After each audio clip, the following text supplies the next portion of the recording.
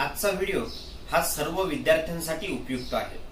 तसेच स्पर्धा परीक्षेसाठी बसलेले विद्यार्थी, शिष्यवृत्तीसाठी बसलेले विद्यार्थ्यांसाठी आजचा व्हिडिओ अत्यंत उपयुक्त आहे।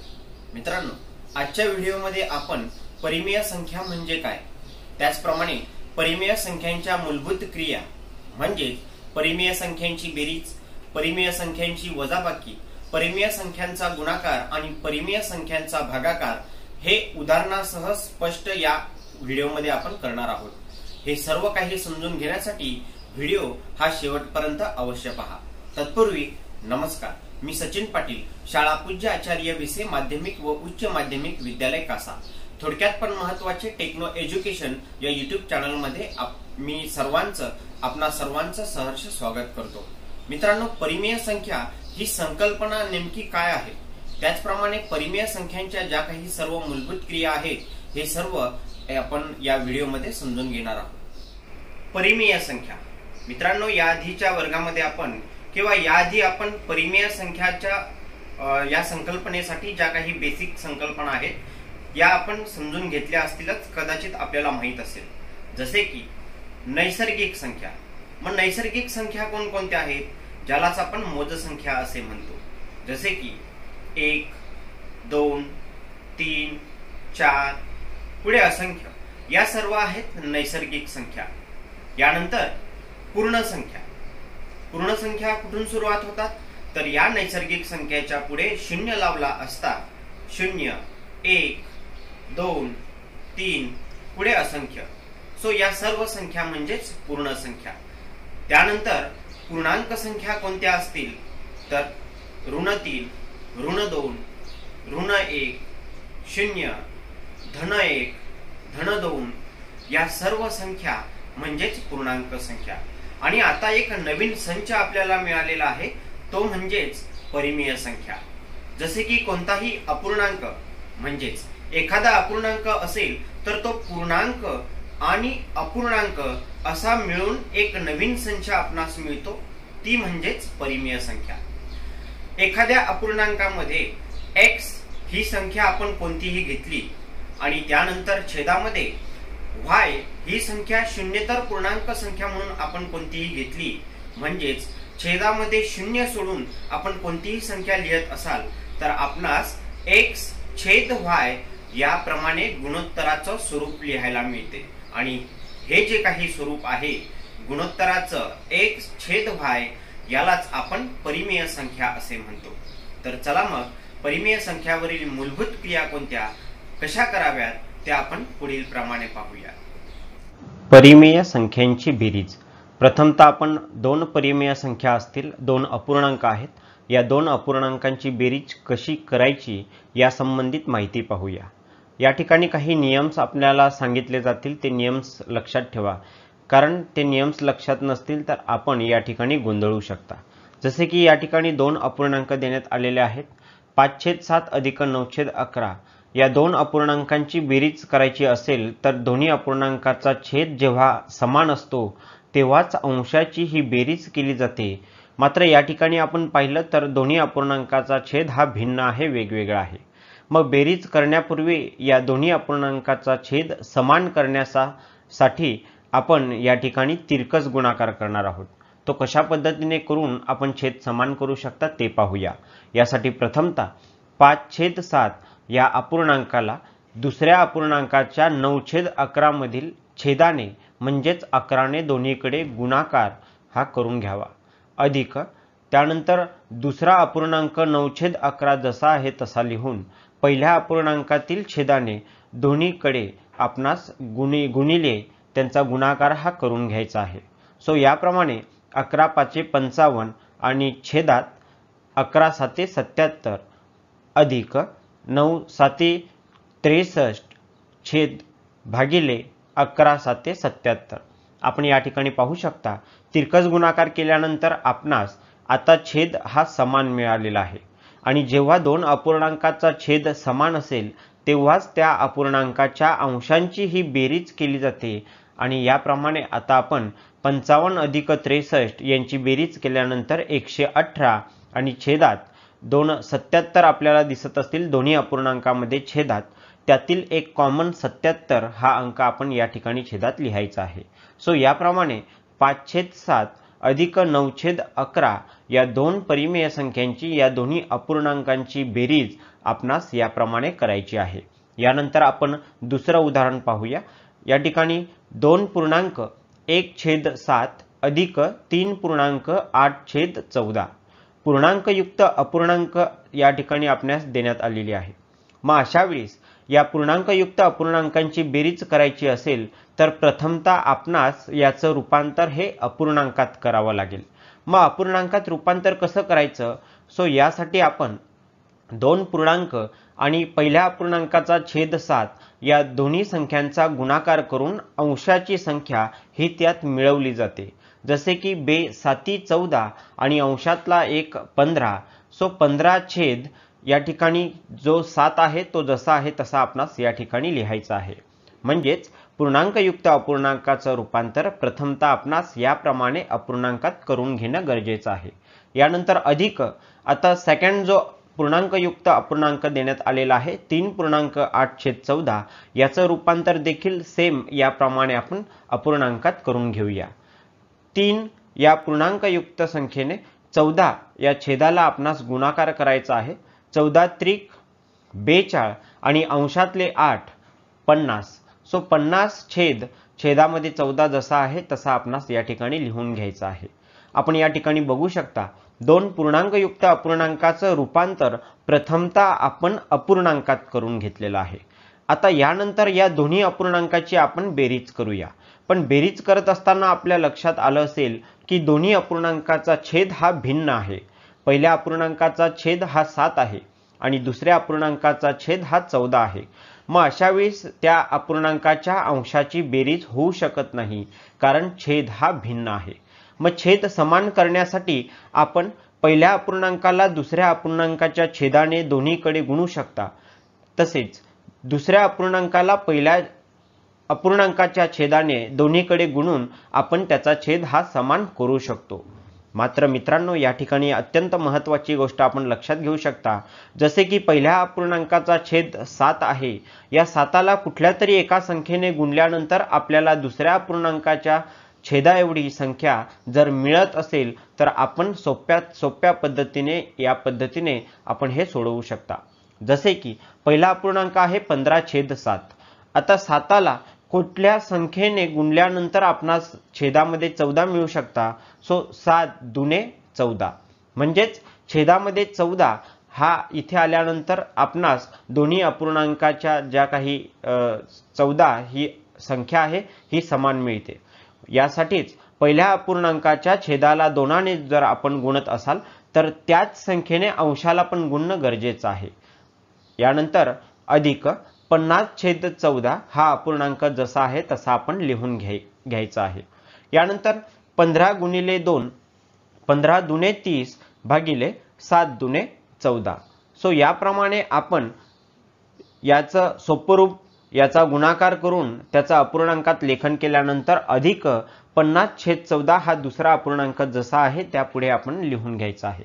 आता आपण या ठिकाणी निरीक्षण केलं तर आपल्या लक्षात येईल का दोन्ही अपूर्णांकाचा छेद हा या ठिकाणी समान झाला आहे आणि ज्या दोन अपूर्णांकाचा छेद हा समान असेल तेव्हाच त्या अपूर्णांकाच्या अंशाची बेरीज होते आणि म्हणूनच 80/14 याप्रमाणे हा अपूर्णांक आपणास या ठिकाणी बेरीज केल्यानंतर प्राप्त झालेला आहे. 30 अधिक 50 अंशाची बेरीज ही अंशात लिहिली मात्र छेद समान असतील तर त्यातला एक कॉमन हा आपण छेदामध्ये लिहत असतो. सो 80/14 हे आपलं फायनल उत्तर नाही. जर का या 80/14ला निशेष भाग जात नसेल तर आपण हे उत्तर फायनल समजलं असते, अंतिम समजलं असते. मात्र 80/14ला एका संख्येने भाग जातो. जर त्या संख्येने दोन्ही संख्येला भाग जात असेल तर आणखी आपलं अंतिम उत्तर हे आपणास पुढील प्रमाणे मिळेल. जसे की 2×8 आणि 2×0=0 म्हणजेच 40/2×7=14 40/7 हे आपणास या पूर्णांकयुक्त अपूर्णांकाचं अंतिम उत्तर 40/7 याप्रमाणे प्राप्त होते.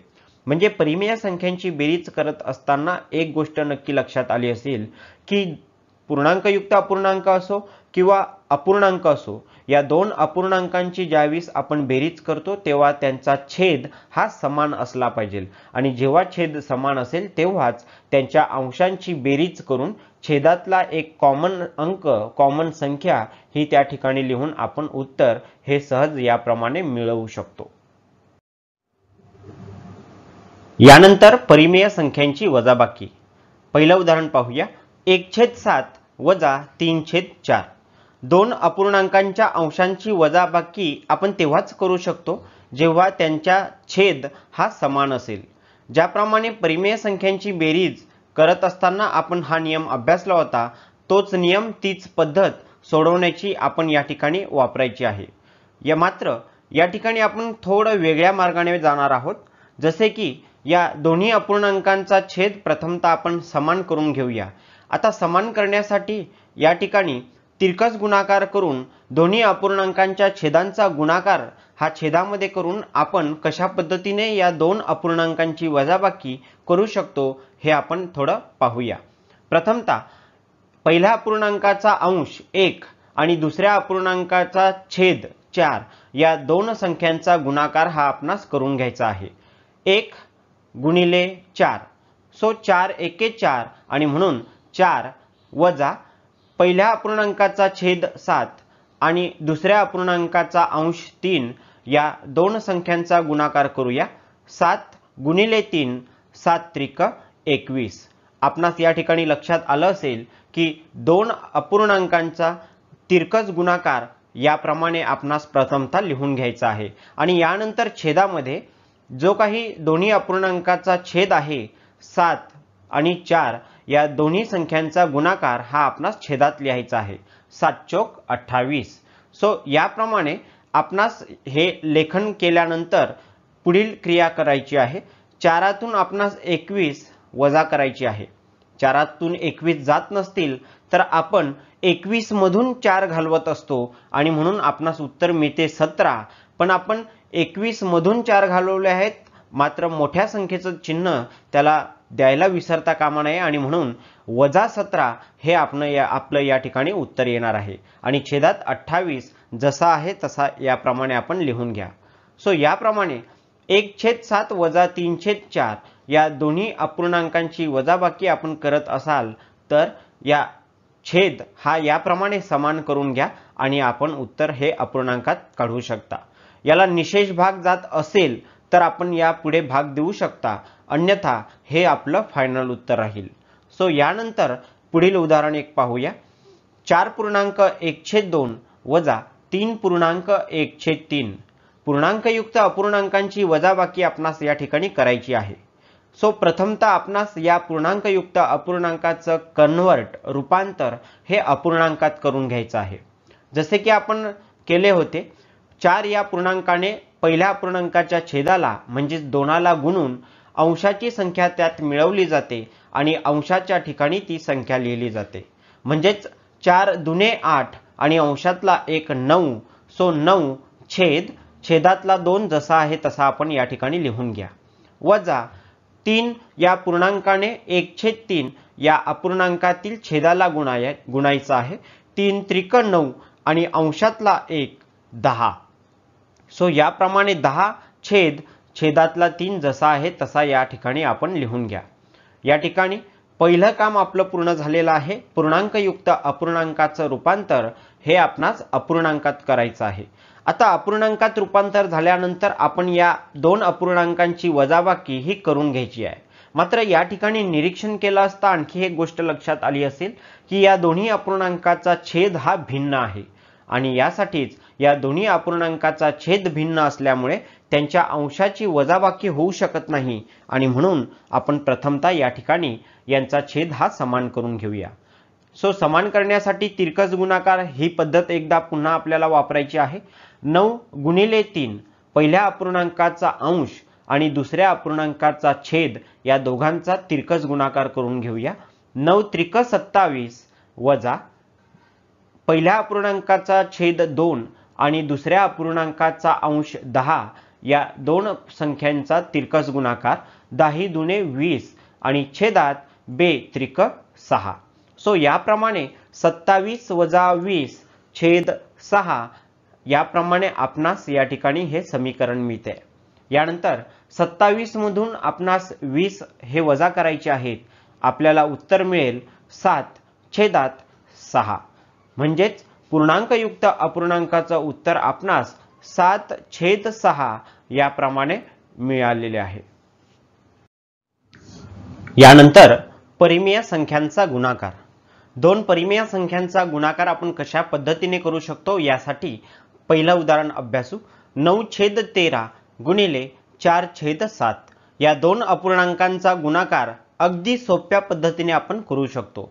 मित्रांनो लक्षात ठेवा, ज्या वेळेस दोन अपूर्णांकांचा गुणाकार ही क्रिया आपण करत असाल तर हा एक नियम लक्षात ठेवा, अंशाचा गुणाकार हा अंशात केला जातो आणि छेदांचा गुणाकार हा छेदात केला जातो। आणि याप्रमाणेच आपण 9 गुणिले 4 अंशाचा गुणाकार अंशात लिहिला, छेदात 13 गुणिले 7 याप्रमाणे दोघांचा गुणाकार करणे आवश्यक आहे।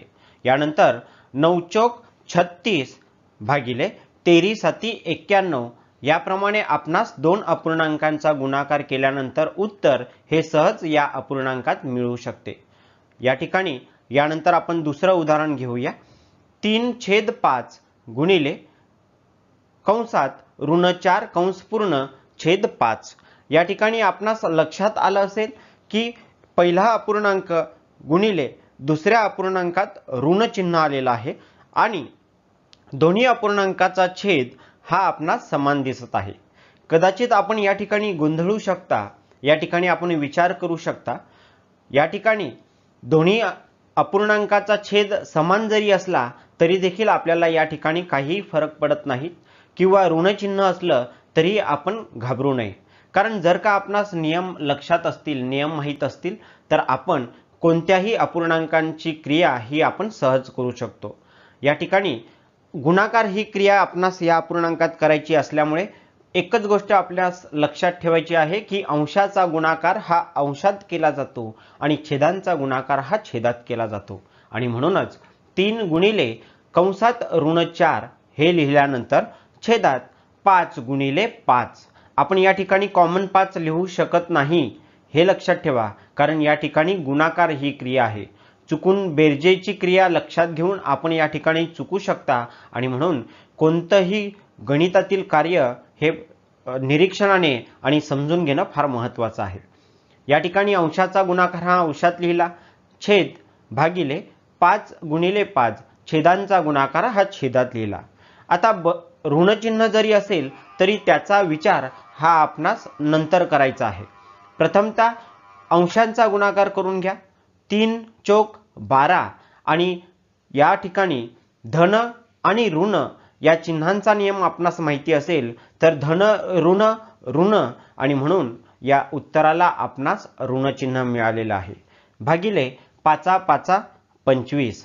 सो याप्रमाणे आपणास ऋण 12 छेद 25 हे फायनल उत्तर या ठिकाणी मिळालेलं आहे। या ठिकाणी चिन्हांचा नियम हा आत्ताच मी तुम्हाला सांगितला, मात्र सर्वांसाठी पुन्हा एकदा सांगू इच्छितो।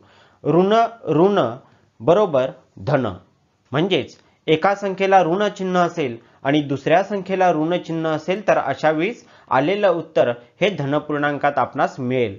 याप्रमाणे याचा अर्थ आपण पकडूया। यानंतर धन धन बरोबर धन, तिसरं ऋण धन बरोबर ऋण आणि चौथं ऋण धन आणि बरोबर ऋण। सो याप्रमाणे हा चिन्हांचा नियम या ठिकाणी फार महत्त्वाचा आहे। याप्रमाणे आपण कोणत्याही दोन परिमेय संख्यांचा गुणाकार करताना हा नियम लक्षात घेऊन दोन अपूर्णांकांचा गुणाकार आपण करू शकता। अंशांचा गुणाकार अंशात आणि छेदांचा गुणाकार छेदात। यानंतर परिमेय संख्यांचा भागाकार। या ठिकाणी आपण प्रथम उदाहरण पाहूया। 40/12 भागिले 10/4 या दोन अपूर्णांकांमध्ये आपणास भागाकार ही क्रिया करायची आहे। यासाठी एक वेगळा नियम आहे, सर्वांनी तो लक्षात घ्या। भागाकार ही क्रिया जरी आपणास या ठिकाणी देण्यात आली असेल तरी देखील दुसऱ्या अपूर्णांकाचा गुणाकार व्यस्त करून आपणास दोन अपूर्णांकामध्ये गुणाकार क्रिया करायची आहे। हे कसं करायचं यासाठी आपण हे उदाहरण सोडून पाहूया। प्रथमतः पहिला अपूर्णांक जो आहे 40/12 हा पहिला अपूर्णांक जशाच तसा खाली याप्रमाणे लिहून घ्या। यानंतर दुसरा अपूर्णांक 10/4 या अपूर्णांकाचा तुम्हाला गुणाकार व्यस्त करायचा आहे। आता गुणाकार व्यस्त म्हणजे काय, तर 10/4 याचा गुणाकार व्यस्त म्हणजेच छेदातला अंशात येतो आणि अंशातला छेदात जातो आणि गुणाकार व्यस्त केल्यामुळे भागाकार हे चिन्ह निघून जाते आणि त्या ठिकाणी गुणाकार हे चिन्ह येते आणि म्हणूनच गुणाकार व्यस्त केल्यामुळे 10/4 चा गुणाकार व्यस्त 4/10 याप्रमाणे आपणास मिळतो। या ठिकाणी पहिली स्टेप ही फार महत्त्वाची आहे।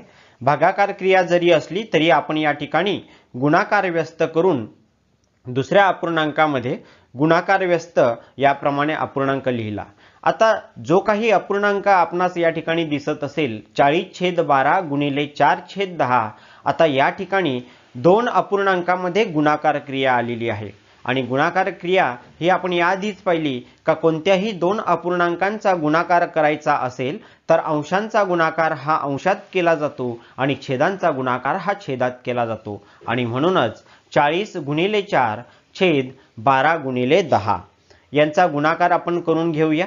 40/4 160 भागिले 20 12/10 120 याप्रमाणे अंशाचा गुणाकार अंशात लिहून छेदांचा गुणाकार छेदात लिहून याला आपणास सोपं रूप द्यायचं आहे। जसे की 0 0 हे गेल्यानंतर याला गाठ मारली तर राहिले फक्त 16/12 आणि या ठिकाणी आपणास 4 चौक 16 आणि 4 त्रिक 12 म्हणजेच 4 चौक 16 भागिले 4 त्रिक 12 याप्रमाणे 4/3 हे आपणास या परिमेय संख्यांच्या भागाकाराचं उत्तर प्राप्त झालेलं आहे। यानंतर आणखी एक दुसरं उदाहरण पाहूया। 2/3 भागिले कंसात ऋण 4 या ठिकाणी आपण गोंधळू शकता की दोन अपूर्णांक या ठिकाणी देण्यात आलेले आहेत मात्र दुसऱ्या अपूर्णांकाचा छेद माहित नाही, जसे की 2/3 भागिले कंसात ऋण 4 मग याचा छेद माहित नाही। मग अशा वेळेस लक्षात घ्या की ज्या संख्येच्या छेदात काहीही दिलेलं नसते अशा वेळेस त्याच्या छेदात नेहमी 1 असतो आणि हे गृहीत धरून आपण पहिला अपूर्णांक जसा आहे तसा लिहून घ्या 2/3। आता भागिले जे आहे त्या दुसऱ्या अपूर्णांकाचा आपणास गुणाकार व्यस्त करायचा आहे। गुणाकार व्यस्त म्हणजेच ऋण 4 याचं गुणाकार व्यस्त छेदात 1 असल्यामुळे छेदातला 1 हा अंशात जाईल आणि अंशातली संख्या ऋण 4 ही छेदात जाईल आणि म्हणूनच गुणिले 1/4। सो याप्रमाणे गुणाकार व्यस्त लिहिल्यानंतर आपणास 2/3 गुणिले 1 कंसात ऋण 4 याप्रमाणे अपूर्णांक प्राप्त झालेला आहे। या ठिकाणी पुन्हा आपण बघू शकतो की भागाकार क्रिया जरी दिली असेल तरी या ठिकाणी दोन्ही अपूर्णांकाचा आपणास गुणाकार करायचा आहे आणि म्हणूनच या ठिकाणी अंशाचा गुणाकार हा अंशात 2 गुणिले 1 भागिले छेदांचा गुणाकार हा छेदात म्हणजेच 3 गुणिले कंसात ऋण 4 आणि यानंतर गुणाकार ही क्रिया करूया 2 भागिले 3 चौक 12। आता 12 उत्तर लिहिल्यानंतर 3ला धन चिन्ह आहे 4ला ऋण चिन्ह आहे आणि म्हणून धन ऋण ऋण आणि म्हणूनच ऋण 12 हे आपणास छेदात उत्तर लिहायचं आहे। आता 2/12 ऋण 12 या ठिकाणी हा जो अपूर्णांक मिळालेला आहे या अपूर्णांकाला निशेष भाग जात असेल तर त्या संख्येने आपण भाग द्या, जसे की 2 आणि 2 या ठिकाणी आपणास 1/6 हे उत्तर मिळते। पण मित्रांनो या ठिकाणी एक नियम लक्षात घ्या की कधीही छेदामध्ये ऋण चिन्ह नसते आणि म्हणून त्याचं लेखन आपणास 1/6 आणि ऋण चिन्ह याप्रमाणे या ठिकाणी द्यायचं आहे। सो याप्रमाणे ऋण 1/6 याप्रमाणे आपणास या अपूर्णांकाचं भागाकाराचं उत्तर हे आपणास याप्रमाणे मिळेल।